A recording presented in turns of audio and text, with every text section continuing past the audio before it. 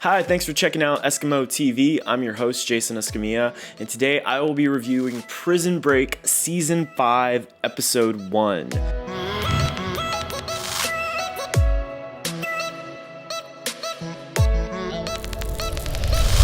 I thought that this episode was brilliant. I did not expect everything that happened in the episode to happen. And just to share with you a little bit about my experience, I literally watched the season 4 finale that, die-hard committed fans watched several years ago, 2 hours before this episode aired for the first time.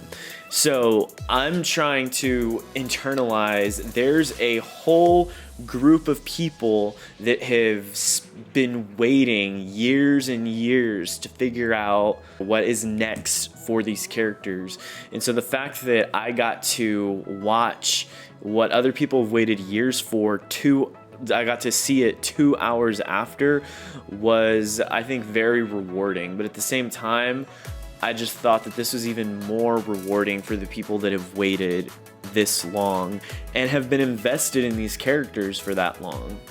So let's go ahead and talk about this episode. This episode takes place 7 years after the apparent death of Michael Scofield, and T-Bag is released from prison. He has a letter that hints the characters that Michael Scofield could still possibly be alive. I immediately enjoyed the way that this episode opened, and I like that we have Michael coming back. We obviously knew his character was going to be involved because he's a part of the cast. It could have been through flashbacks though, but I'm glad that they're not doing that and they're actually bringing his existence back into the show. I mean, he's the main character. That's what the show's all about. And so without him, it would be, I think, very hard to pull off. His scenes are very crucial to the series, and so I think bringing him back definitely gets a lot of positive attention.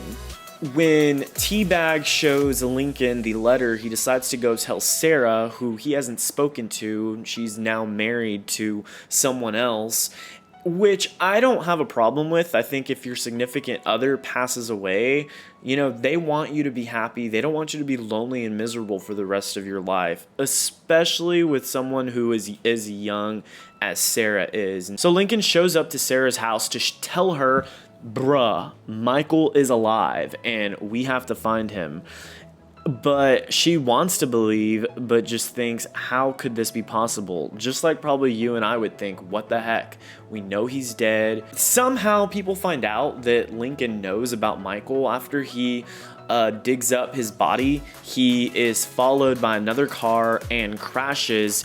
And if you saw the way that he crashed, I think he should have not survived that. There's people that know that he knows something about his brother's existence. And so those people are definitely going to play an important role this season. I thought that the lady that shot Jacob was going to eventually kill him, because with the show hinting that Michael could possibly come back, we're so invested into the Michael-Sarah relationship that I thought killing the new husband would have given the writers and show an excuse for Sarah to eventually find Michael, get back with him, and then they have their happy ending. Alright, so here's the scene that I think had everyone in shock. And the reason why I think this episode went from being a good episode to a great episode. At the very end, we find Michael Scofield, and not only do we find him after he's apparently been dead, but he claims that he doesn't know Lincoln. Like, what the heck? That is insane, crazy, mind blown. Like, this raises so many questions and possibilities. Like, I doubt this is what would happen because it's Prison Break. It's not a sci-fi TV show, but I think it would be so cool is if something happened to Michael's brain, some new modern technology that caused him to lose his memories and lose himself. And so then the show's all about getting his character back to who he used to be. But because of the nature of Prison Break, I think it more so has to do with the plan that Michael has made. and maybe he doesn't want to reveal that he knows Lincoln because of these people that he's surrounded with in this prison. Whatever the answer is, the possibilities and the suspense is what made this episode really good. We have so many things that we're wondering now. Why did Michael decide to leave these characters that he's developed a good relationship with? Why is he now in this prison? What did he do to get in that prison? Does he really not know who Lincoln is? Did he forget memories, or is he just acting?